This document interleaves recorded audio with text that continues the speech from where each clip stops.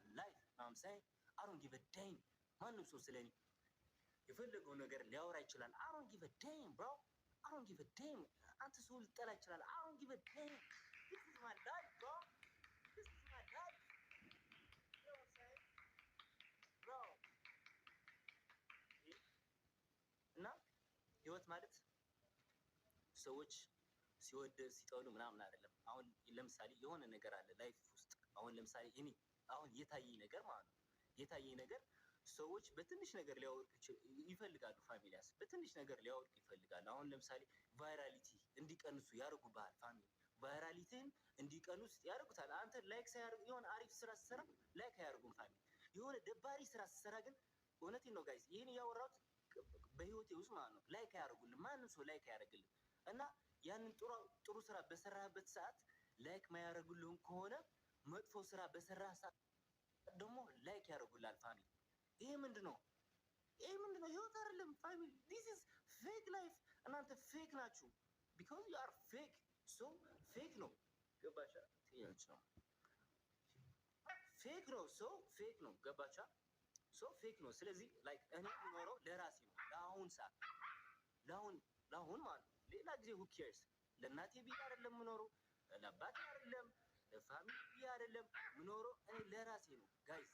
ለራ ከሚል ሰው እንቃም እናጭስ ከሚሉ ሰዎች ራቁ። ቢካውዝ ህይወቴን ያበላሹኝ ሰዎች እነሱ ናቸው። የኔ አንደኛ ማለት ነው። አንደኛ የኔን ህይወት የተበላሽበት ምክንያት ጓደኞቼ ናቸው። ይሄን እወቁ፣ ባትወቁ ምናምን ዝም ብዬ ለእናንተ ልነግራችሁ ስለፈለኩ ነው።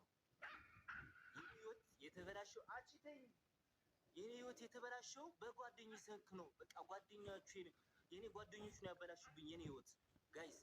በቃ አለ አይደል? እኔ ብር ስለነበረኝ እነሱ ወደ ሱስ ዓለም እንድገባ ይፈልጉ ነበር። ወደ ሱስ ዓለም እንድገባ ስለሚፈልጉ እነሱ በቃ ይጋብዙኝ ነበር። መጀመሪያ ሰዓት ላይ እኔ ስተዋውቁኝ ምናምን ይጋብዙኛል በራሳቸው ብር ምናምን። ና እስኪ ወንድሜ ና እኛን ጋብዝ እስኪ ምናምን እያሉ ከራሳቸው ብር እያወጡ ማለት ነው ይጋብዙኝ ነበር ፋሚሊ። ከዛስ ሱሱ ሲገባልኝስ ከዛ የሉ ጠፉ ሳይሆን ጭራሽ ነው የምላችሁ እራሴ መምጣት ጀመርኩ። ነኝ እራሴ እየፈለኩኝ እነሱን እየፈለኩኝ እየሄድኩ ኑ ልጋብዛችሁ፣ ኑ ከኔ ጋር ጠጡ፣ ኑ ከኔ ጋር የሆነ ነገር አድርጉ፣ ኑ ከኔ ጋር የሆነ ነገር እናድርግ፣ የሆነ ፋውል እንስራ ምናምን እንዴ። ከዛ ህይወት ይጠፋብኝ ጋይስ። እስር ቤት ገባሁት። ማርያም ነው ብላችሁ እስር ቤት ውስጥ ገባሁ። ታሰርኩኝ። ከዛ ያው እኔ ንጹህ ልጅ ስለሆንኩኝ በህግ የምመራ ሰው ስለሆንኩኝ ነፃ ተባልኩኝ። ነፃ ተብዬ ወጣሁ ከእስር ቤት። ገባችኋል? ግን ደግሞ እነሱ ጓደኞች ያሰቡት ጉድ እኔ ፋውል ላይ ሊሰሩ ነበር። እኔ ላይ ፋውል ሊሰሩ ነበር። ገባችኋል?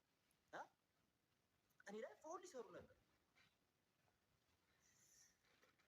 እና ጋይስ don't trust niggas bro. Never trust your homies bro. Never trust. Know what I'm saying? Because only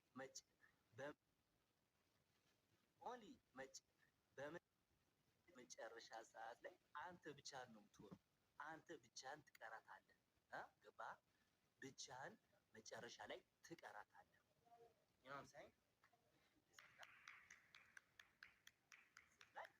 በስተመጨረሻ ብቻህን ትቀራለህ። ብቻህን ተቀምጠህ ፈጣሪ ላይ ጸሎት ታደርጋለህ።